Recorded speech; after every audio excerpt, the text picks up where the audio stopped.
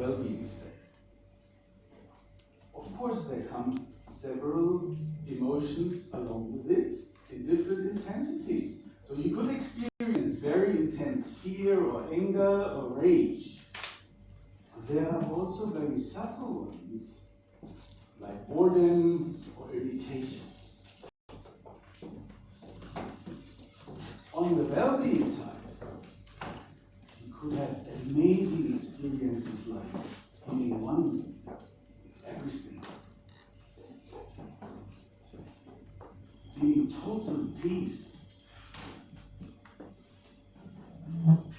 being in causeless love. But you could also be just calm and confident. In our trainings, we always face the question, hey, but I experience a third state.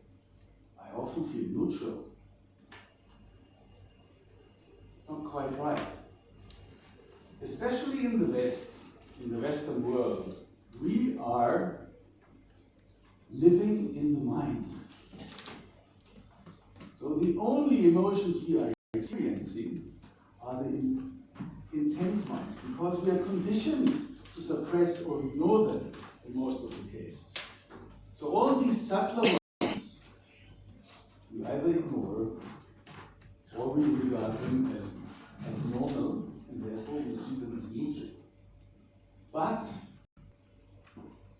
our body and our brain, they don't see that neutral state. So we are only living from two states. So let's find out what these two states are doing to our brain.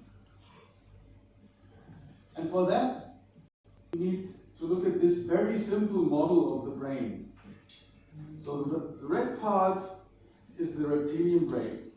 This is mainly responsible for the body vital functions, for breathing, heartbeat, body temperature, but it's also responsible for the reflexes and the fast, automatic, instinctive reactions. And then we have the limbic system. The limbic system, that's around that amber part in the middle of the brain, that's responsible for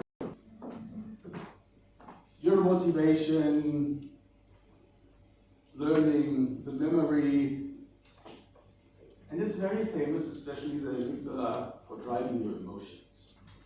And then we have the blue part, the biggest part, the youngest part of the brain, which grows until they're 25 years old.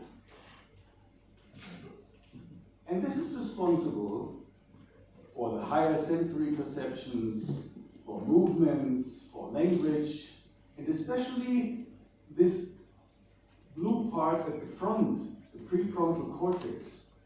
That's responsible for empathy and the rational, logical thinking.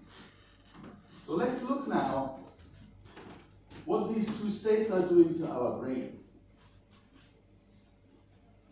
And some clever researchers in the UK, what they did is, they asked some participants to play a game. Because our brain cannot distinguish between a game and reality.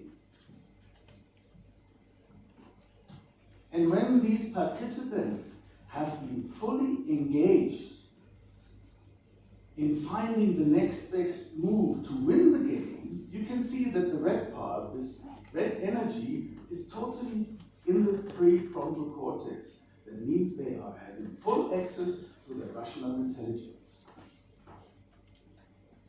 The moment they are facing a life-threatening situation as part of the game, this happens.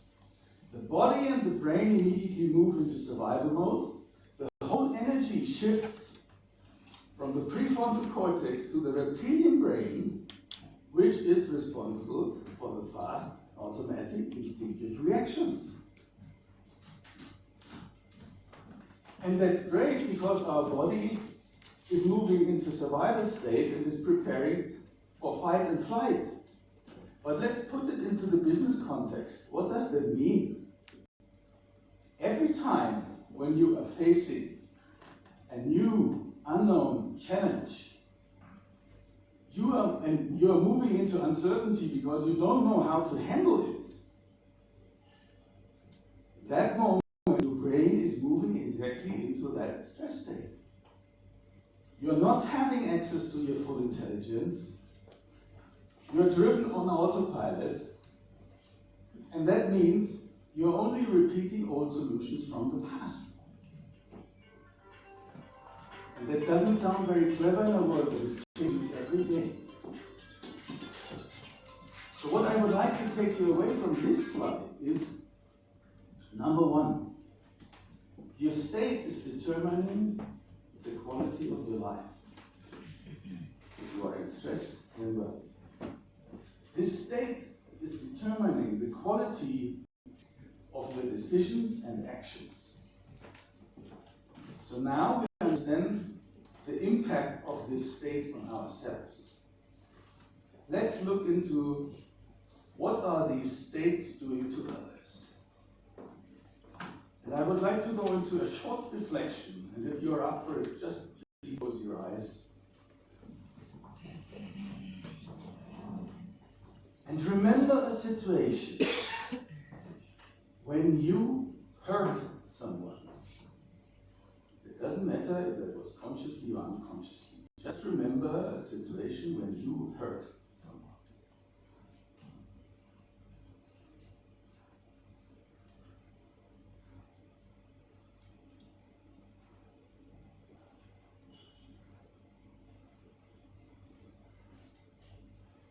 And then ask yourself, in what state have you been? Have you been suffering from stress? Or were you feeling well?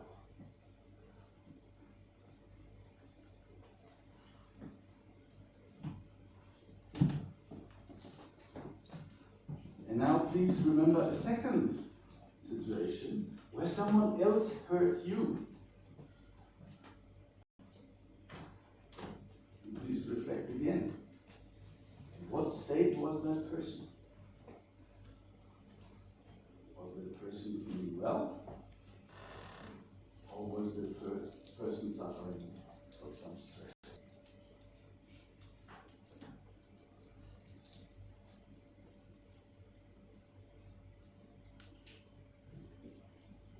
Thank you.